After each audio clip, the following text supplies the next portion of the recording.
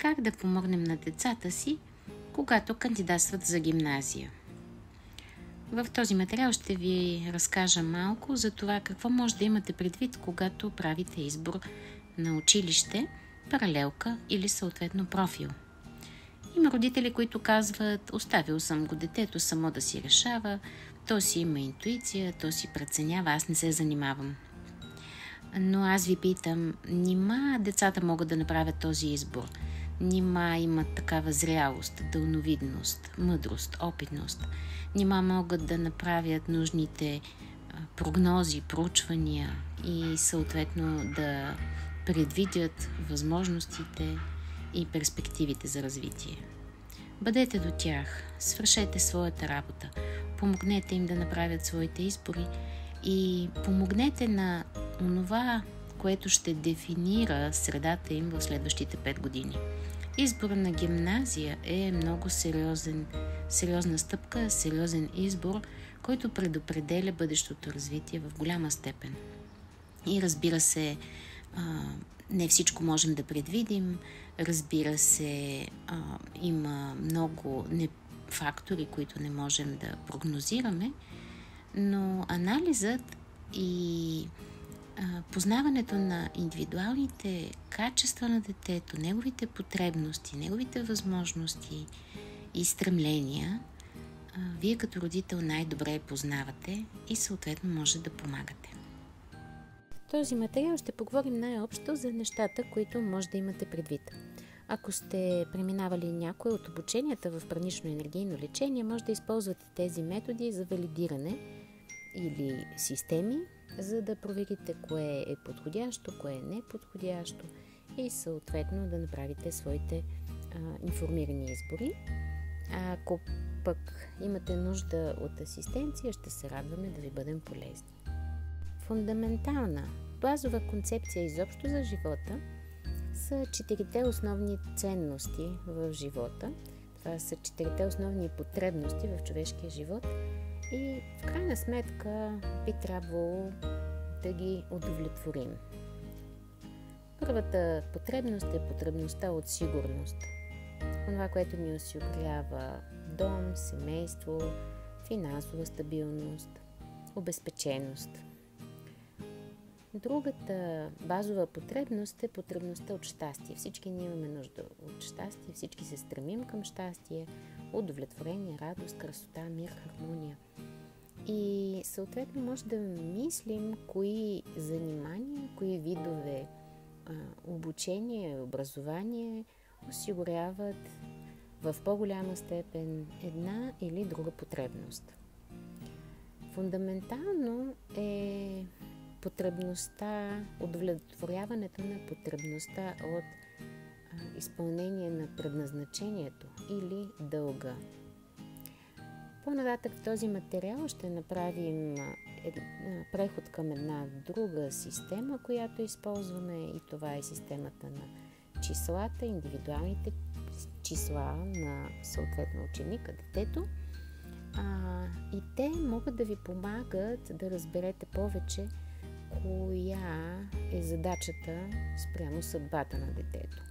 И така необходимостта от принос, от удовлетворение на изпълнение на дълга носи много голямо удовлетворение. Ако тя не е покрита тази потребност, съответно неудовлетворението ще се проявяват по един или друг начин. Затова е важно да дефинираме кое е важното и кое е значимото.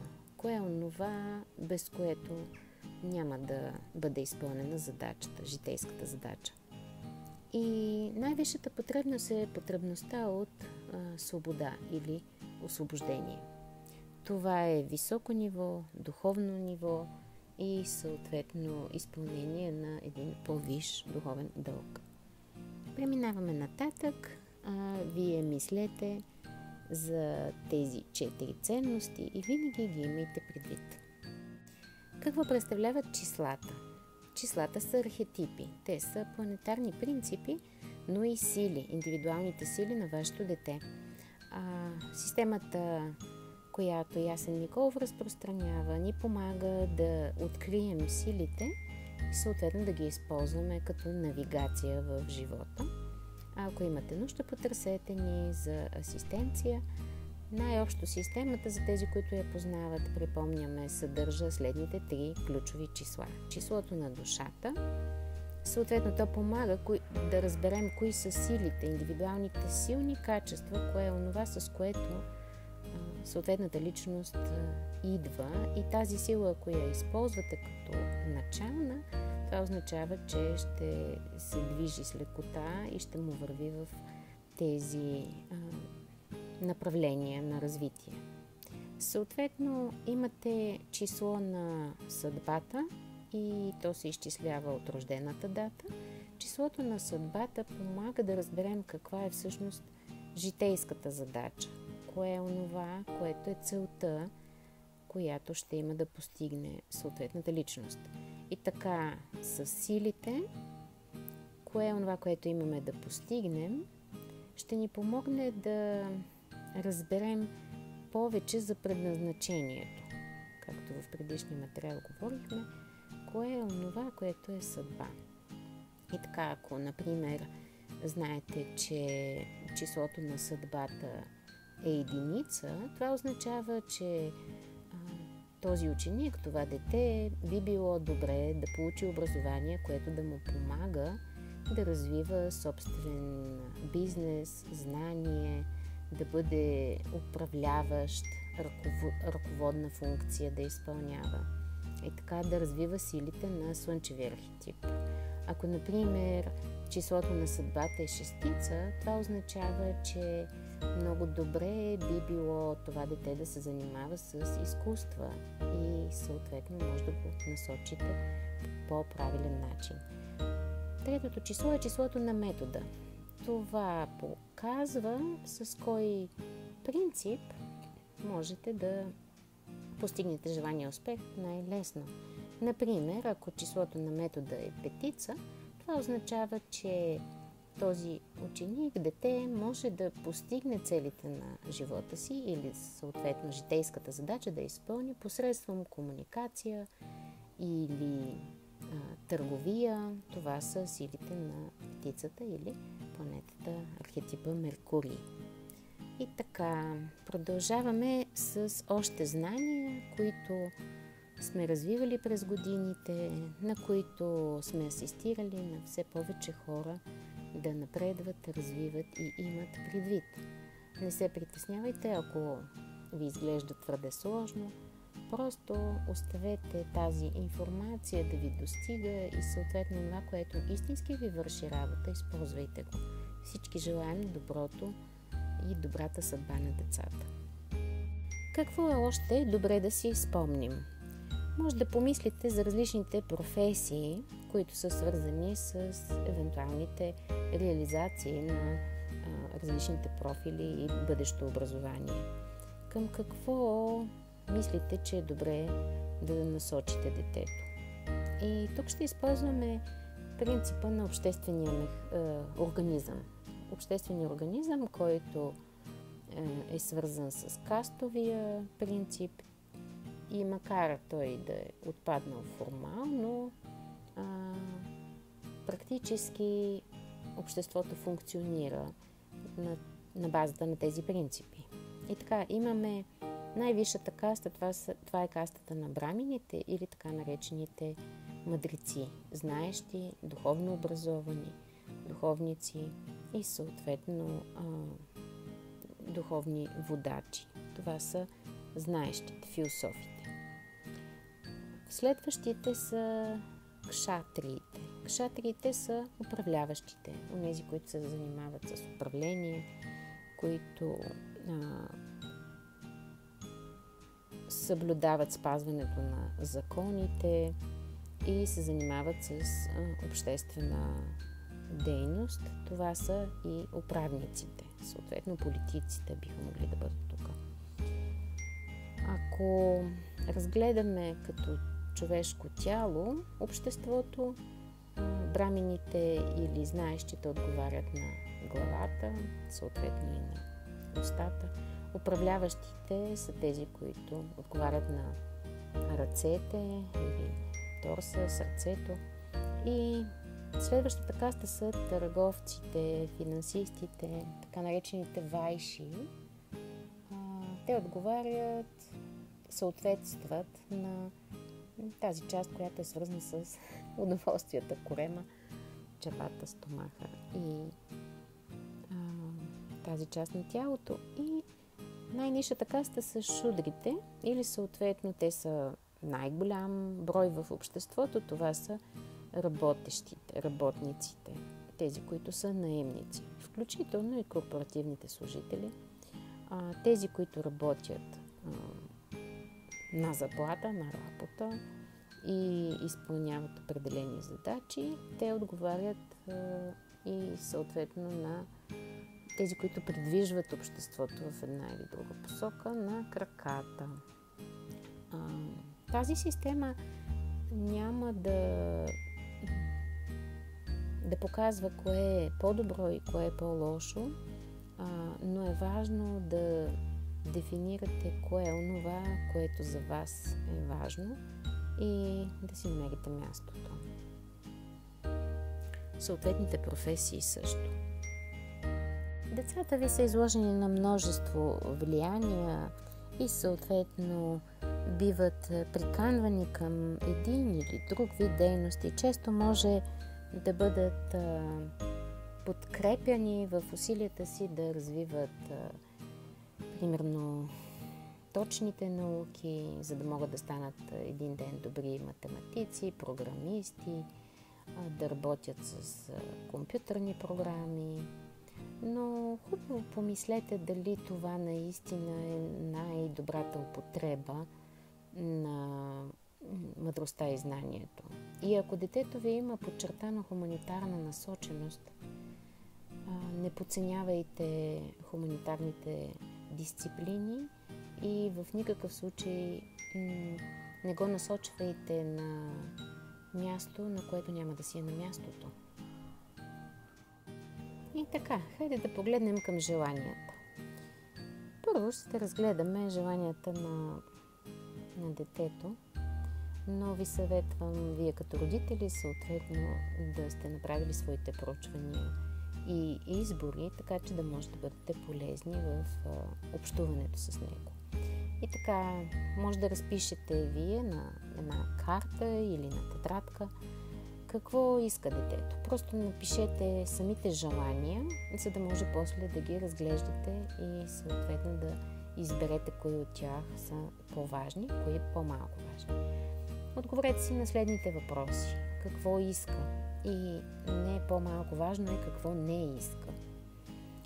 Задайте си въпроса какво знае, какво може и какво му се отдава. Много съществено е да разберете какво обича. Вие го познавате много добре, го познавате от малко. Знаете какво обича да прави, кое е това, което винаги е искал да прави, независимо от това дали някой го кара или не. Това може да покаже кое е страстта на живота му. И това би било заниманието или сферата на познанието, в което то ще има удовлетворение, ако се занимава. Това, което бих ви посъветвала, но това ще бъде и в следваща запис, засяга подреждането на желанията. То е чисто формална част, но е много важна, съществена. Как да подредите желанията при самото кандидатстване за първи етап и класирането. Значи, съвета ми е подредете желанията според истинските желания. Просто направете симулация. И не пропускайте, независимо от това какъв е бала, независимо от това какви са статистиките за предишни години и така нататък, наистина напишете най-желаното. Просто работете с абсолютно желаната реалност, идеалния сценарий. И на първите места напишете това, което е най-истинското желание. Дори да ви изглежда, че няма шанс, не пропускайте да го въведете. И след това направете симулацията. Ако не успее там, къде най-много би искал той или ние заедно с него да отиде, да бъде прието.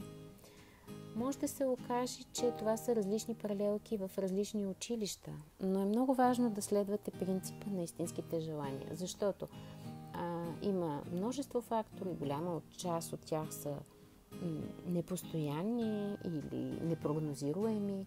Може да има и фактори, които да ви изненадат. Ако не сте написали това, което желаете, защото ви изглежда невъзможно, няма как да бъдете приети там, ако по някаква причина бала в тази година, например, е по-нисък от миналата. Другото, което е важно, е да имате предвид, че на мястото, на което бъде класирано и там за паралелката, за която му стига бала на първо класиране, ще бъде валидна и няма как да се върнете към следващо желание. Например, ако детето е прието по трето желание на първо класиране, а вие изведнъж размислите или то размисли, че иска да отиде в друга паралелка, в друго училище, което обаче му е пето или шесто желание, няма как да отидете, дори да е по-нисък бал. Така че в класирането може да ходите само нагоре по желанията. Така че подредете ги по истина, по истински желания. И така, мислете също за това, че има такива желания, които са временни. Децата често се влияят едно от друго, от някакви трендове, от някакви временни обстоятелства или онова, което в момента изглежда актуално във времето. Но голяма част от тях са непостоянни. Мислете за постоянните и мислете за универсалните. Никога няма да сбъркате и никога няма да сгрешите, ако избирате желания, които са свързани с ценностите, които са универсални. И нека да погледнем сега към родителите. Много важно е в началото да мислите за края. Когато избираме гимназия, ние често сме склонни да мислим за балообразуването, съответно статистиките от предишни години, кой, кога, с какъв успех е успявал да влезе и къде са ни възможностите в момента. Но много важно е да гледате какво се случва и какви са класациите на края на образователния процес. Тоест, какви са класиранията в съответните училища и паралелки на държавния зрелостен изпит. Това показва по какъв начин всъщност са обучени и до каква степен са постигнали различни образователни цели учениците, възпитаници на съответното училище. Така че мислете за края, мислете за профилите, които ще им помогнат, независимо от това дали им се променят желанията за кандидатстване, да им служат в следващ момент по пътя. Например, ако изберете професионална гимназия, много трудно може да смените желанието. Ако изберете, например, чужд език, който е много специфичен, например японски, профилът е означава задължителен държавен зрелостен изпит на края на образованието. Това означава, че в 12-ти клас ще държи задължителна матура по японски, а тя може да се окаже твърде сложна. И може да разгледате съответните на различните профили, съответните образователни програми и умения, които ще се изискват накрая, така че да предвидите добрите изходи, защото важни са резултатите, като придобити умения, като оценки и съответно възможности за бъдещо кандидатстване в университети или съответно, ако няма да има кандидатстване, професионална подготовка и наистина какви могат да бъдат резултатите на държавен зрелостен изпит. Защото ако изберете нещо, което е непосилно за възможностите на ученика, може да изпаднете в доста сложна ситуация. Другото, което родителите могат да мислят, а децата по-малко, са съответно възможностите и перспективите. Какви са възможностите за развитие в една или друга сфера на познанието и съответно на къде може да се развие живота. Вие освен това познавате и семейната среда, и аспектите, в които може да осъществявате подкрепа в случаите, в които училищната среда или съответните конкретни обстоятелства могат да бъдат недостатъчни за развитието и самото образование. Не е маловажно и това да осигурите баланса между сериозно натоварване, което е необходимо за израстването, съобразено с индивидуалните нужди на вашето дете и съответно достатъчно време и свобода за развиване на това, което попада в категорията лични интереси и допълнителни извънкласни занимания. И в последната част на тази карта ще разгледаме модела време, място, обстоятелства. И така, ако мислим за времето, различни измерения може да имате предвид. Времето като настоящето, времената са такива, а какви биха били след 2-3 години? Вие виждате, живеем в свръхдинамично време и не можем дори да предполагаме какви ще са бъдещите професии. Така че имайте предвид, че времето не е постоянно и съответно е динамично. Какво представлява бъдещето е наистина доста сложна задача и малко хора или дори специалисти могат да ви помогнат да насочите по правилен начин мислите си към бъдещето и съответно да насочите детето. Затова мислете за универсалните, общовалидните умения и съответно онова, което искате да развива като знание. Продължителността на образованието има значение, има различни формати на образование. Има значение степента на ангажираност.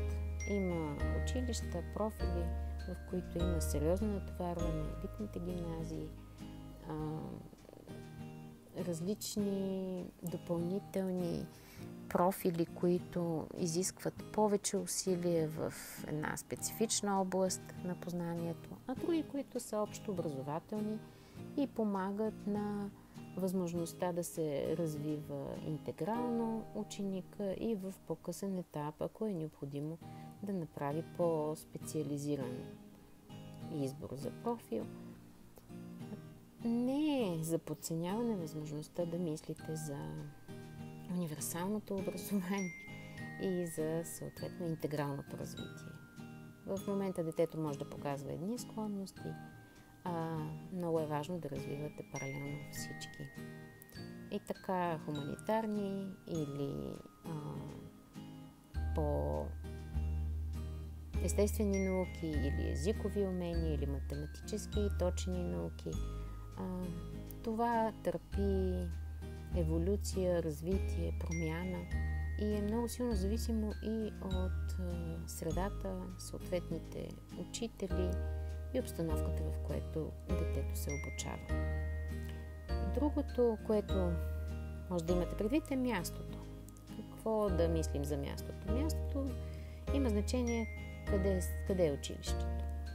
Колко време ще пътува от дома до училище? Какво ще се случва, когато, примерно, е втора смяна и свършва късно вечер? Или когато е твърде рано сутрин първа смяна и трябва да пътува до училище? Помислете си, че ако училището се намира в квартал, който е опасен или неблагоприятен, по-добре е да помислите за друг вид паралелки и профили в друго училище, което е по-удобно за вас.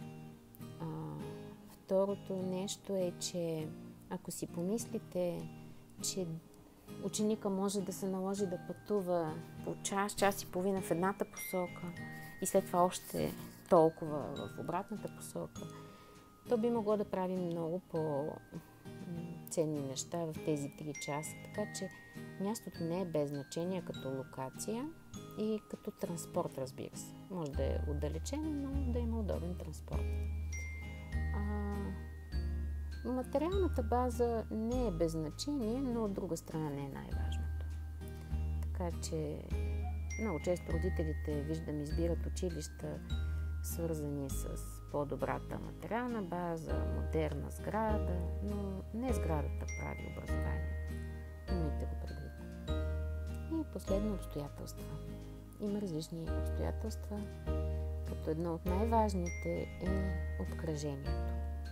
Избора на училище, избора на профил предопределя средата, в която детето ви ще пребивава през следващите 5 години в доста голяма част от времето си. Това означава, че има значение кои ще са му съучениците, кои ще са му бъдещите приятели, кои ще са колегите му, с които може да прави проекти заедно, творчески или иновативни, кои ще са учителите му и как ще преподават, какви са програмите, в които ще може да се включва в съответното училище и какви са влиянията. Така че желая ви успех, мислете, пишете и тези от вас, които могат, валидирайте, настройте се на най-добрия сценарий, най-доброто бъдеще за детето ви и за цялото ви семейство и помагайте на добрите избори. Желаем ви успех, бъдете успешни. Желаем успех на децата. Тяхното бъдеще е и наше бъдеще.